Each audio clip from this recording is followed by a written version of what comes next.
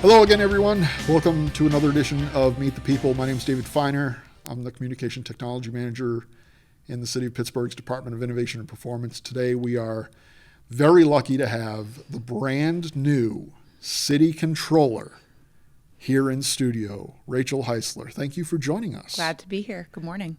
I don't know if most people would say that, glad to be here. I am glad to be here. It's great to be a part of city government and be with you here this morning in the Mr. Rogers TV studio. Well, we're very excited to have you. For those who don't know you and have never heard of you, can you give us your personal background and what led up to you becoming City Controller in 2024? Sure. So I am the new City Controller. Thank you. I am a Pittsburgher by choice, not by birth. I grew up in central Pennsylvania. I went to Cumberland Valley High School. My mom is originally from Pittsburgh, and while I was growing up, all I wanted to do was live here. And I would, the second I figured out that I could attend Pitt, I was in ninth grade and my Spanish teacher at Cumberland Valley had graduated from Pitt herself. So I came home one day after school and said, I figured it out. I can move to Pittsburgh and I can go to Pitt. And I did just that. I graduated from high school in 2003 and started at Pitt that fall, and never looked back. I've been here. I left briefly. I was in Washington, D.C. for a few years. I worked for a member of Congress. That job with Congressman Altmaier led to a position that I took at the Committee for a Responsible Federal Budget, which is a federal budget think tank in Washington. We do nonpartisan federal fiscal policy work. And in 2017, I asked my boss, at the time, Maya McGinnis, who's a mentor and friend of mine now, I said, I'd like to move back to Pittsburgh. Can I do this work remotely? And this was obviously well before the pandemic. And she said, sure, I need you to stay and help with tax reform, which the organization had been opposed to at the time. And moved back to Pittsburgh after that, unfortunately, passed. And started in the city controller's office in January of 2021. So I stayed with CRFB for 7 years and came to the controller's office as deputy in January of 2021. And about 2 years into my service in the city controller's office, I learned that my predecessor and friend, Controller Lamb, had decided to not run for re-election and would instead pursue other opportunities. I loved being deputy, and I was hoping to figure out a way to stay deputy city controller. And as I was talking to potential candidates, it became clear to me that I actually could do this job. I love the work. I love the office. I love our staff. And so I decided to throw my hat in the ring, become a first-time candidate in the fall of 2022, formally launched my campaign in December of 2022. I won the primary in May of 23, the general election in November of 23, and was sworn in January of 2024. So here I am. I live on the north side. I'm pretty involved in the community. I'm the board chair of the Northside Food Pantry Advisors, the board chair of the Allegheny YMCA. I'm on the board of Jewish Family and Community Services in Squirrel Hill, and also I'm on the board of Cafe Momentum in downtown Pittsburgh, which is a social services organization that serves justice-involved youth, and we run a restaurant downtown on Forbes Avenue. When do you sleep? Not often enough, but I am also an exercise fiend, so I work out every day at 5 a.m. So I'm not a night owl. I will admit to that. I go to bed pretty early. So but I'm proud of the community work that I've done, and how I've gotten to know various groups in Pittsburgh, and that's really informed the work that I do from 8 to 5 every day. Why did you originally apply to work at the city?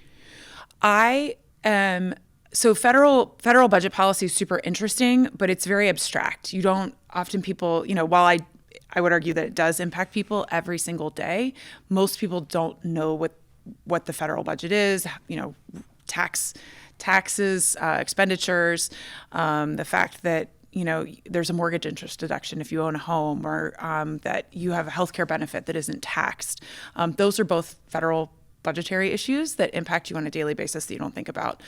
But city government impacts every single person every single day, regardless of what municipality you live in. If you live in Pittsburgh, if you live in Mount Lebanon, if you live in Cranberry Township, your local government impacts you every single day and you feel it. And for me, that was something I really wanted try, to be very honest. I wanted the opportunity to talk to people and to work for people who would feel the impact almost immediately. And I think that's the coolest part of city government, is that you can identify a problem and change it almost immediately. I'm really excited about the EMS's Freedom House training program that was announced last week, and that came. Chief Gilchrist and Director Schmidt, I think it was a collaborative process, but it was also the first recommendation from a city controller's office audit of EMS that was released last year. And it's hiring medics are a big hurdle. It's a big hurdle to, be fully staffed with EMS. And I think that's a huge thing, to create a training academy effectively to bring in people who are interested in serving as a medic and training them in-house. Mm-hmm. And what a difference that can make towards EMS staffing, to make sure our medics aren't working 18 hours a day. And if in a year and a half we notice a difference with that, it's probably a program we should consider doing. And I think that type of work is just so valuable, and it's also a lot of fun. That's all fantastic. What I'd like to do right now is we're going to play your speech from your inauguration at the beginning of January, and then I'm going to have a couple of questions about that. Okay.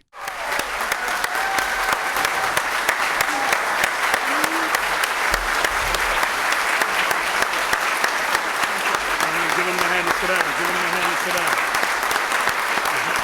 Thank you. You guys can sit down. Thank you.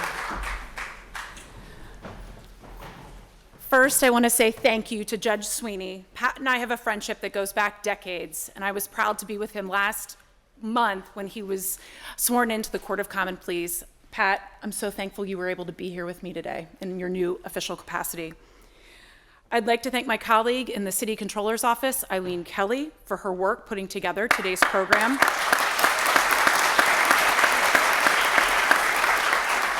To our speakers, performers, and MC, Michael, Darren, Leanne, Ricky, the Pittsburgh Firefighters Memorial Pipe Band, students from Hillel, and Mayor Gainey, thank you as well for being a part of today. I also want to acknowledge the building staff, including the security guards who greeted everybody on their way in, and the custodial staff that keep the city-county building clean. Thank you.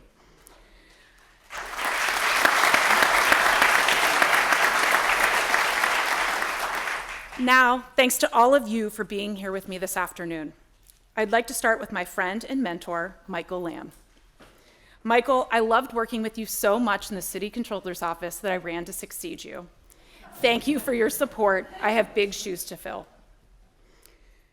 Thanks, too, to a few key people and groups for helping me get to this point. First and foremost, my allies in the labor movement who have been with me since day one, the City of Pittsburgh Democratic Committee, both members and chairs, countless volunteers who spent hours upon hours canvassing and phone banking, my campaign manager, Nick Monaco, my advisor, Skylar Schaefer, my campaign chair and treasurer, Abbas Camara and Colin O'Donnell. I'd also like to thank my colleagues in the City Controller's Office. I'm grateful to work with you each and every day, and I'm so appreciative of your commitment to Pittsburgh. I'd like to highlight my friend, Doug Anderson, of nearly 20 years, who's returned to city government to serve as Deputy City Controller. Thank you.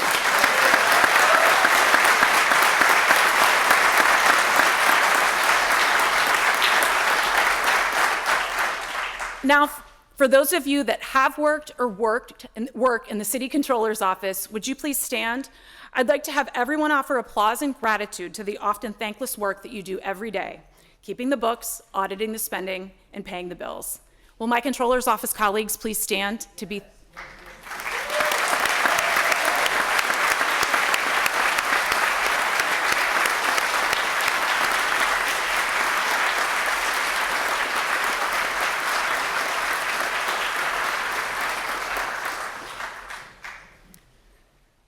To my family and friends, thank you for being here today, for all of last year, and every day before that.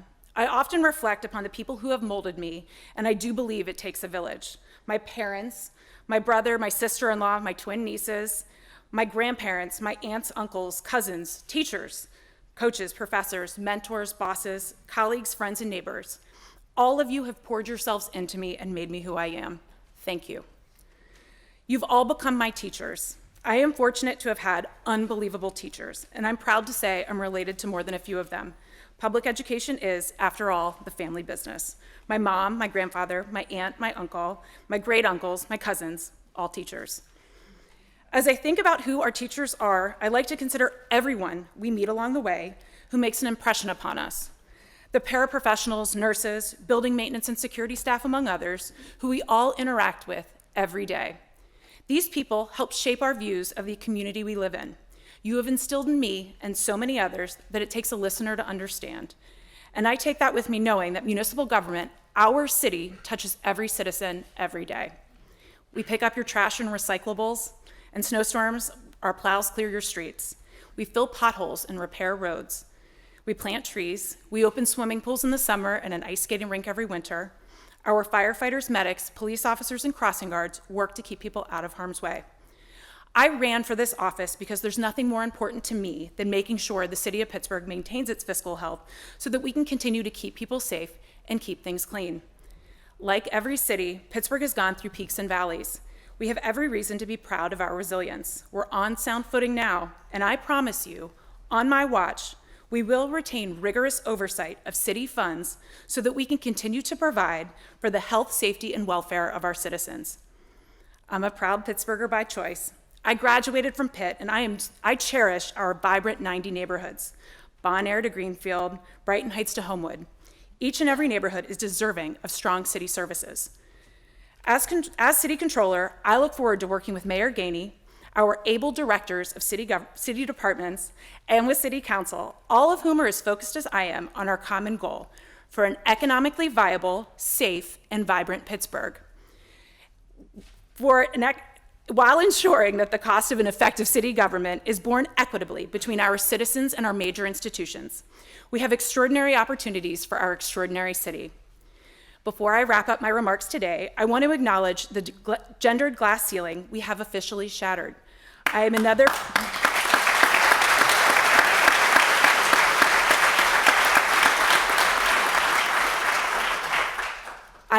first in an elected office historically held by men. Strong women have paved this path for me. Women like my grandmother, Mary Alice Dykstra, my mom, my Aunt Jan, my Aunt Shirley, who spent more than 60 years working in a lumber yard, friends like Arlene Euler, Ellen Mazo, Evelyn Burkholtz, colleagues like Sadie Sterner, Sharon Werner, Maya McGinnis, and Michelle Dorothy, and trailblazers in their own right here in Allegheny County and in the city of Pittsburgh, Valerie McDonald Roberts and Mary Esther Van Shura. I look forward to serving our community alongside other capable and competent women, County Executive Sarah Innamorato, County Treasurer Erica Roque-Bresselars, City Councilors Barbara Warwick, Deb Gross, Erica Strasburger, and Teresa Kale Smith. I'll close with a promise I made to thousands of voters while I canvassed this spring. I promise to work every day to make sure the city of Pittsburgh maintains its fiscal health so that we can honor our commitment to workers and retirees. I promise to make sure city funds are spent fairly, equitably, and as intended. And I promise to do everything I can to make sure everyone pays their fair share. Thank you for being here with me today as we move forward together.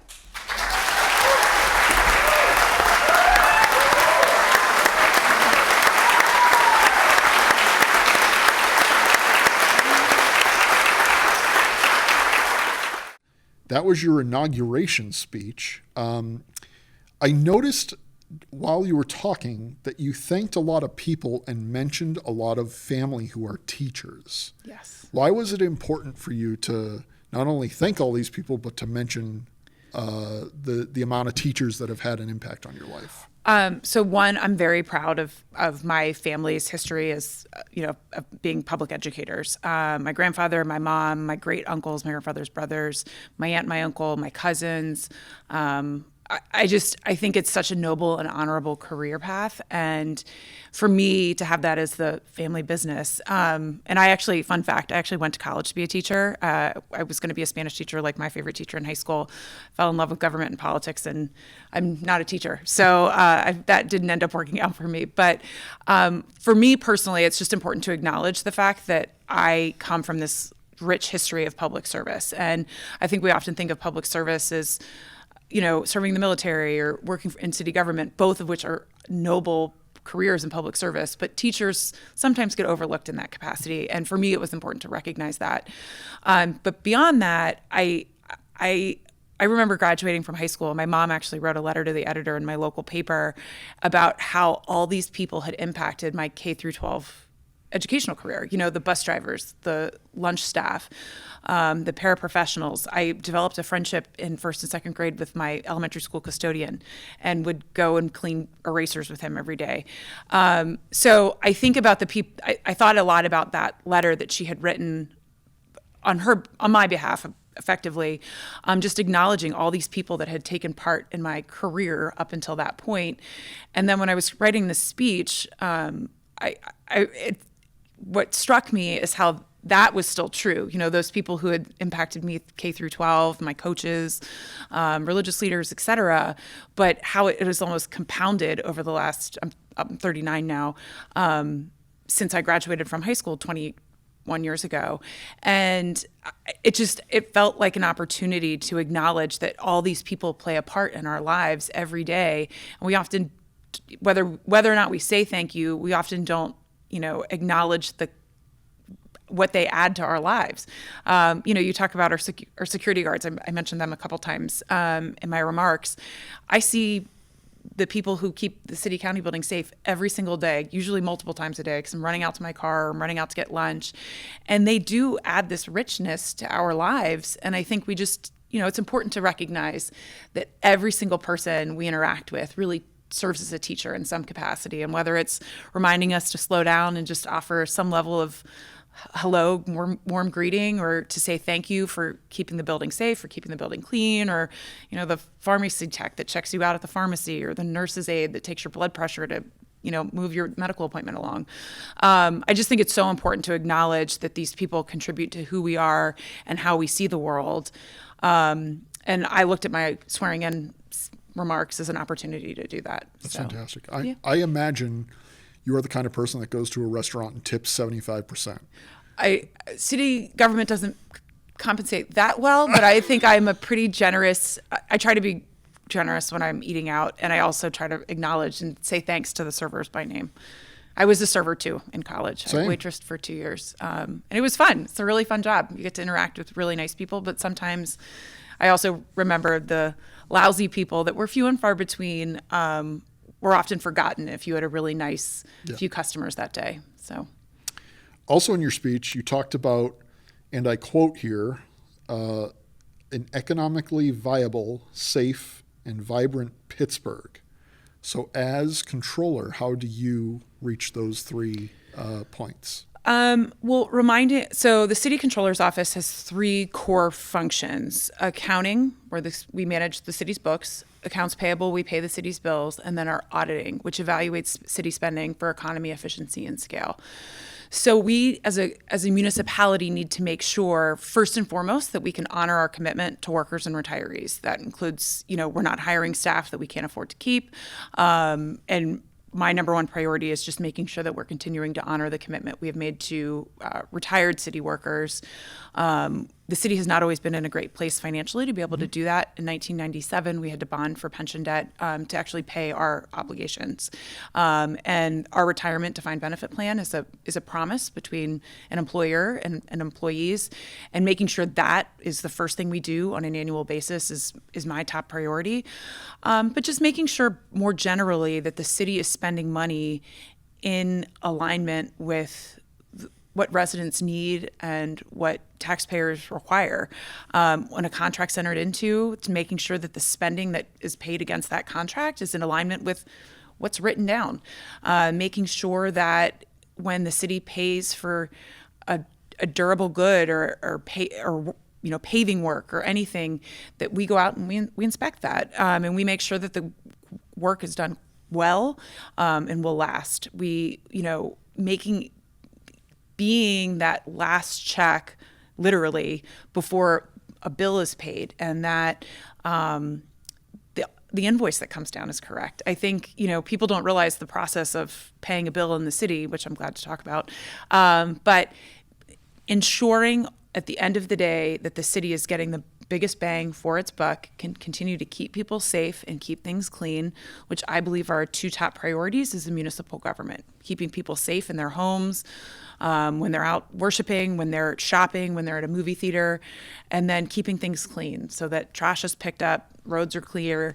Those are the two top expenditures with city government, are public safety and public works, which I think is in alignment with how city residents see their government, and just making sure that we're continuing to be in a position to do that. That's all fantastic also. Thanks. You're just a beacon of positivity. I try. And then the third point I want to bring up from your inauguration speech, which I think is awesome and amazing and wonderful, and I'm glad you actually said it, that the city controller's office, you have broken the gendered glass ceiling. So you're the first female city controller. First, what does it mean to be the first city controller? What does it mean to you to be the first city controller? And how are you going to separate yourself, forgetting gender for a second, how are you going to separate yourself from every single guy who was controller before you? So one thing, before I worked at the Committee for a Responsible Federal Budget and was doing fiscal policy work, I was in politics. I worked for a member of Congress for 6 years. And my career path has been dominated in fields and industries where there are men in almost every setting. And if there might be one other woman at the table. And I remember when I started at CRFB, at the Committee for a Responsible Federal Budget, besides my boss, Maya, who runs the organization, in almost every meeting, it was just men. And I remember she would be on these panels, and we would joke that they're called manels because there were no women except for her. And so for me in this position, the reason I think it's pretty cool is that fields that are math and budgetary driven are just often filled with men, and I think that's wonderful, and that's a place for anyone. But to demonstrate to young girls at my swearing in, 7th graders from Hillel Academy in Squirrel Hill led the Pledge of Allegiance, and I think showing each of them, one, that women in citywide offices in Pittsburgh are rare. Right? We've only had one female mayor. I'm the first female city controller. So demonstrating to young girls, women, that they can run for office and win and be successful if they work hard, I think is, beyond even the policy component, I think is just such an awesome responsibility, and a thing to be able to demonstrate, because I was brought up, and very lucky to be brought up in a home where I was not treated any differently because of my gender. But when you enter the working world, you become aware of this is a female-dominated career, this is a male-dominated career, and to show young girls that if there's something you want to do, you can do it.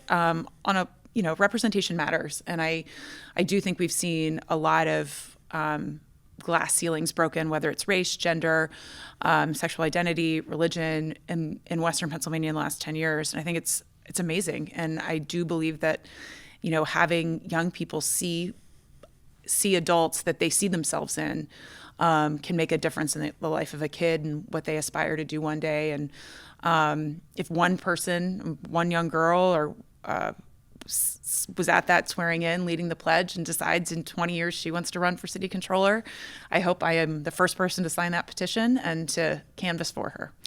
Would you also say that it's overdue? Yeah. I mean, it's funny. I think there are barriers to women running for public office generally, right? Women are less likely to ask for money. I mean, these are all things that are, ask for money, ask for help. Childcare is, I don't have children, but childcare for female candidates is a huge burden and hurdle. And I think that as a society, we would be well served to evaluate how we treat female candidates and our expectations of them. And when you can bring a woman along with you, regardless of your own gender, when you can bring someone who is, maybe doesn't look like you or doesn't have the same faith as you, or, when you can do that, I believe that you have a responsibility to do that. And, but yes, it's really it was eye-opening to evaluate we have elected women. City council was at large for I don't know how many decades, but there were women elected citywide to those at-large positions. Again, it was not commonplace, I'm really proud of the progress we've made, and I think it's exciting that our coalition last spring and through the fall was vast and broad and represented every single corner of the Democratic electorate, and then the general, the folks who vote. Everybody votes in November, so I'm proud of the coalition we built.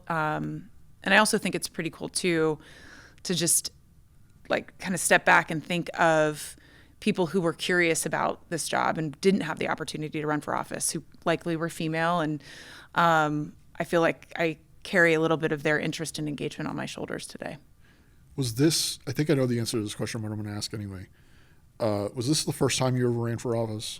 Yes. And why did you? So I know you talked about giving back and helping communities, but what was the ultimate decision for, in knowing you could do the job that your predecessor had been doing, but why run for office? Why put your name and face out there for the whole city to see and hear? Part of it, I actually said this to somebody yesterday. I feel like I'm at the right place at the right time, which I was not for, I didn't have maybe the foresight to see it then, but I feel very lucky to be here in a time when I can serve. The city's going to deal with fiscal challenges the next 5 years. Our COVID federal funding runs out.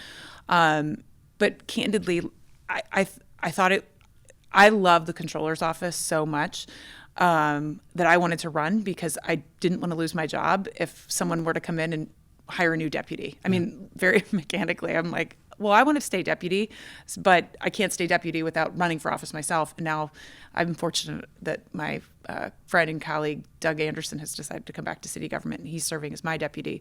But I love this office, and I think it does really important work. And when you think about the responsibility if it's easy for people to complain about government, right? This didn't happen, that didn't happen, this president, that president, Senate, Congress, whatever. But at the end of the day, people see as I've mentioned before, they see their local government more than they see anything else.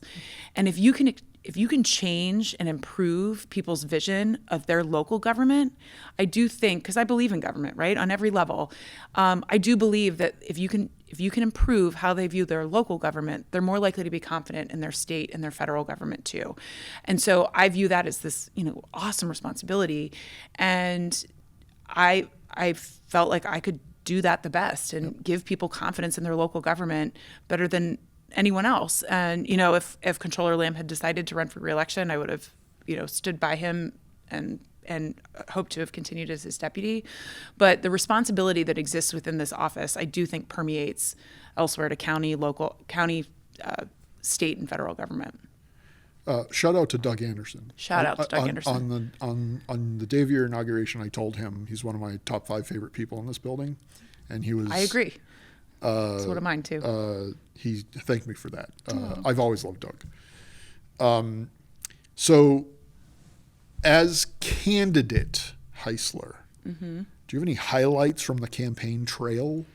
Things that you remember most? People you ran into? I got bit by a dog. Awesome. That was fun. And but in all seriousness, running for office is super fun. I mean, I went out every day after work. The primary was much later into the spring than compared to this cycle. So I was out for 2-3 hours every day after work. I took a lot of half days too to accommodate my canvassing schedule. But people welcomed me into their homes. They signed petitions for me in the rain. They opened their doors and had conversations with me from the tree canopy to trash pickup to dynamic parking with how people pay for street parking in Pittsburgh. I mean, everybody was just willing to talk to me. I had so few, I don't even know if I'd say that I had any that were bad. Some of them were funny, but every interaction I had with the voter was just meaningful, and people were so generous with their time and their thoughts. And it was really humbling. I mean, the fact that people who you probably you're meeting for the first time and probably will never see again are willing to talk to you about how they view city government, and they've lived here for 60, 70, 80 years. And I mean, there's an honor in that, right? And letting people tell you what they think. I mean, to me, I felt just completely grateful, humbled, and honored by my campaign experience. I mean, it was a lot of fun. And I enjoyed the opportunity to talk to voters from across the city. And now what's cool is I'm at events all the time, and I get to introduce myself to people as their city controller, which is a pretty neat thing to do. And it will happen that someone will say, I think you were at my door at some point. And I say, oh yeah, I probably was. Where do you live? And I remember their street. And the other character that people often remember from my canvassing and campaigning days is they'll say, I met a retired teacher that was telling me about you, and it's my mother. So, and we happen to look very, very much alike. So that part is also really fun to be, now a year out and having met people for the first time and bumping into them again and seeing them at events and saying hello. So, How many doors did you knock on? 4,600 myself, and the campaign knocked on about 10,000. Holy moly. And it wasn't my dogs that bit you, was it? It was, and I love your dogs. It was a smaller dog off of Marshall Avenue. Okay. In Just making Observatory. sure. Yeah. Although I do think my younger dog did bite you. Love nibble. Okay, we'll go with that. So I have, in my job, I have had quite a bit of interactions with the controller's office over the years, because I tend to buy very expensive items. So I'd like you to talk about the process. So when I buy something and I install it or start using it, your office will usually call me and say, we'd like to see item X. And I know the dance at this point, so I'll set up a table here in the studio and I'll put out all the items, and they come up and they go, good, see you next time. But talk about that process. Why does the controller's office want to see big ticket, expensive items that the city purchases? So we inspect every item that the city buys. Now, if we order trash cans, we don't inspect we don't inspect every recycling bin, the blue bins that just went out. But we'll go to the warehouse and we'll count, okay, that's a stack of 30. There are 50 stacks. Yep. And we'll count and actually, to the best of our ability, make sure that the city is getting what it pays for. And that is true with tech equipment too, and AV equipment.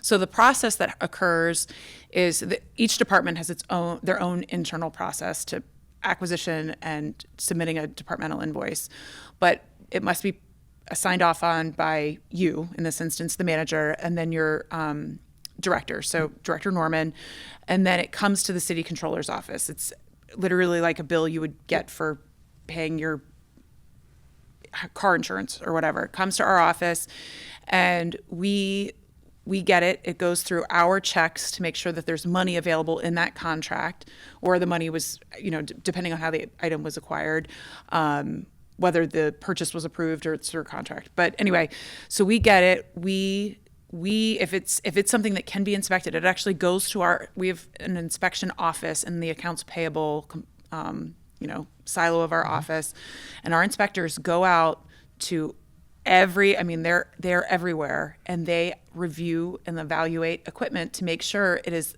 matches the specs that were agreed to, that the invoice matches the agreement the invoice matches the agreement of sale. So whether that's a contract or the original agreement. And they make sure it works. Yep. I mean, we pay for equipment, and we need to make sure it works. And that's true with vehicles. It's true with AV stuff. It's true with, if there's a new roof installed on a city-owned property, is the roof keeping things in the building dry?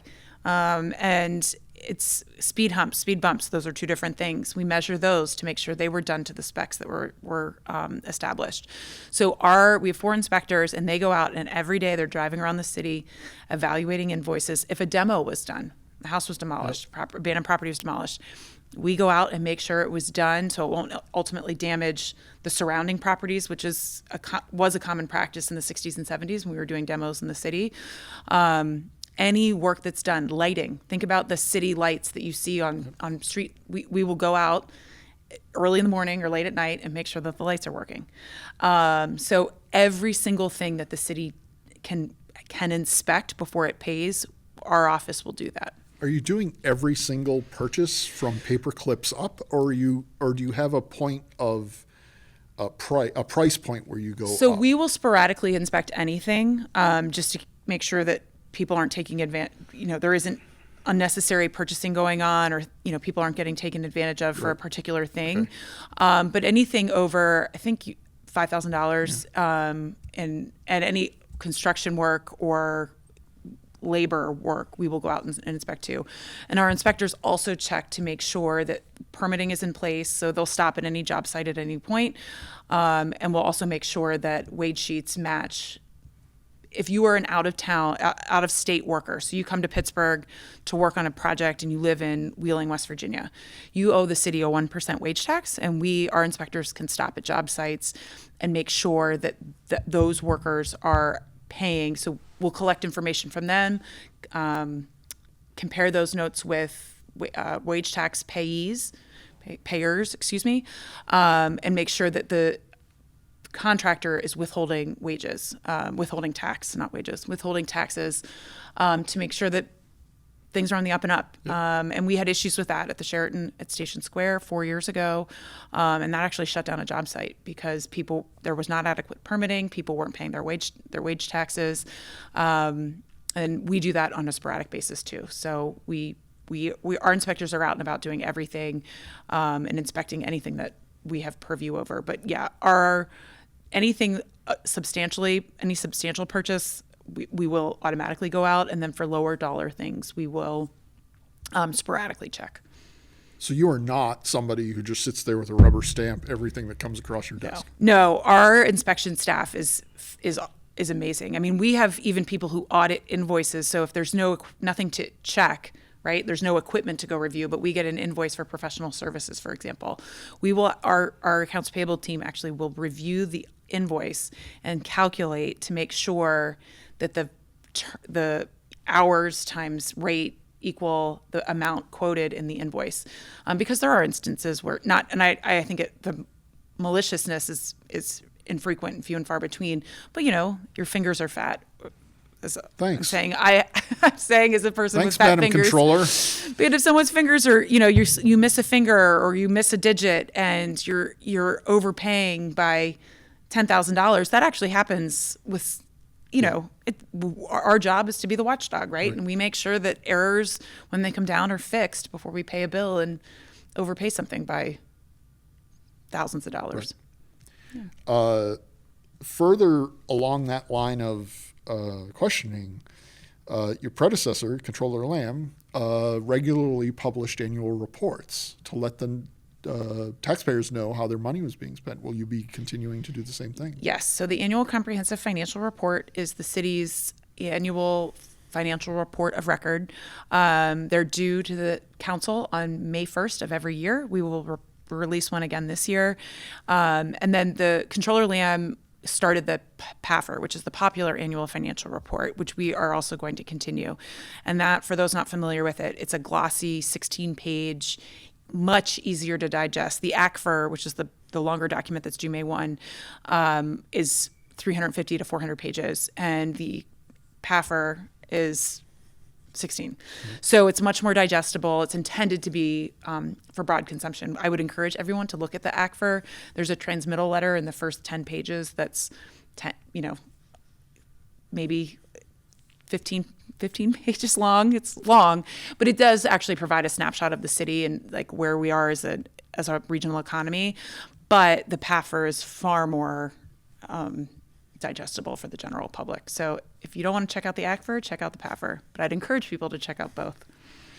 All right, so we've reached the part of the show where I'm going to ask you 4 questions that have nothing to do with your job or anything we've been talking about so far. Great. Are you okay with that? I am okay with that. Sounds fun. What's the title of your the Rachael Heisler reality TV show? Wow. Which is probably going to be the highest rated show on City Channel Pittsburgh once we get it up and running. I'll say this. I'm very close with my crossing guard at the end of the street, and I always joke with her that I'm going to write a book about her and everything she knows about our neighborhood. And it's going to be called Paula. And only, she's going to kill me for saying this too, but only in the last couple pages will you realize that Paula is the name of the crossing guard. And so that's going to be my novel in my next life. Because it's just, and I want to give, last week was Crossing Guard, National Crossing Guard Awareness Day, or Thank Your Crossing Guard Day. And our crossing guards do more, and our young people interact with crossing guards usually as the first touch point of the city's public safety apparatus. They are wonderful people. They all have dog treats. Former dog owner. They have stuff for the kids in the winter for, Christmas or Hanukkah. They are unsung heroes of the public safety, of our public safety. And they are awesome people. And I know mine, I'm sure everybody, yours, if you were fortunate to cross your street, with a crossing guard. And it's such an noticed and public part of public safety, and I think we just often don't say thanks to them. So Paula is the name of your reality TV show. Paula is the name of my book, which is the answer. Which is the question I'm answering. Okay. What's the weirdest fact stuck in your head? About me? Anything. Oh God. Wow. Weird to me. I'll give my fun fact. Is when I worked for Congressman Altmaier, it's about me, but I was in a coal mine, the Bailey mine, which is the Longwall mine, and is or was the largest mine in the region, in Appalachia. I went into that mine on my 25th birthday, which was it's a crazy experience. You're 5,000 feet down, and I don't know, 10,000 feet that way, and it's a really interesting. It was one of the most fascinating parts of my job with him, is just learning about natural resources and going into a coal mine. That was not what I was expecting, but I appreciate it anyway. What song, when you hear it, brings back childhood memories? Spice Girls, Wannabe. Oh, reminds me of middle school. Oy vey. Okay. So I'm trying to think of how old I was. Wow. Or Bop by Hanson. That also too. That doesn't help you. Would you like me to sing? Not really. Although, what is your DJ name? How do you come up with a DJ name? I don't know. DJ Rachel? No. DJ Rach? Well, if you were... I don't think I'm cool enough to be a DJ. I need to really be honest with it. I beg to differ. DJ Rachel. DJ Ray. That's Okay. my nieces. I have two. My brother and his wife have twin daughters, my nieces, and they call me Ray. Okay, I'm working on Rach. My brother's nickname. This is a fun fact. My brother's nickname is Bubba. He's a retired Navy sailor and 6'5" and fit as can be. Played college football, and his name's Bubba. And I was always envious because we would, as kids, you'd meet young children, and anybody, a 3-month-old can babble Bubba, right? And my name's Rachel, so I when I was young, I wanted to change my nickname to be Rubba, and he would be Bubba. Because kids are like 10 and they still can't say Rachel. It's too many syllables. So I thought you were going to say something like your brother is nicknamed Bubba and he can rattle off all the kinds of shrimp that... No. But he was a sailor for the Navy. He was an officer in the United States Navy for 13 years. But no, I don't. I've actually never talked to him about shrimp. That is something I should do, perhaps. Maybe. Okay, those are the 4 questions. I promise not to put you on the spot like that ever again. If taxpayers, people of the city of Pittsburgh, are watching this and they want more information about the city controller's office, how can they get in contact with? Visit our website. The city controller's office also operates Fiscal Focus and Open Book. So Fiscal Focus is where you can look up any vendor. You can type in Amazon. And if the city of Pittsburgh has paid a check to Amazon, you can see record of it. And Open Book is the public-facing contract. So any contract that the city controller signs goes on Open Book. So those are 2 resources that I think are not as well known about as I'd like, and we're going to work on pushing that out more and more. Our website has monthly financial reports, contact information, and then the other thing I just want to flag is the city controller also serves as the school controller. And later this week, our office will formally launch all school contracts, school audits, school cash sheets are going on the school controller's website effective immediately. So that information, it's not as queryable as the city's two platforms, but they will be available to the public. And the goal is over time to make them more presented in a way that makes it easier to search and to query. But for right now, we're putting them online, and everything I sign on behalf of the school district will also be on that website. Transparency. Transparency, it's the best thing you can do. Sunlight. Get sunlight on the things that haven't gotten sunlight before. And we'll change the way things get. Transparency and sunlight will change the way things get done. Well, that's amazing. Yeah, thank you. Rachel, I really want to thank you for taking the time to do this. I know the first month of a new elected office is nuts. It's fun. It's fun. Sorry. So I want to thank you for taking the time to do this. I really appreciate it. Sure. It's glad to be here with you. Thank you. And to those of you watching, thank you for watching this edition of Meet the People, and we'll see you next time.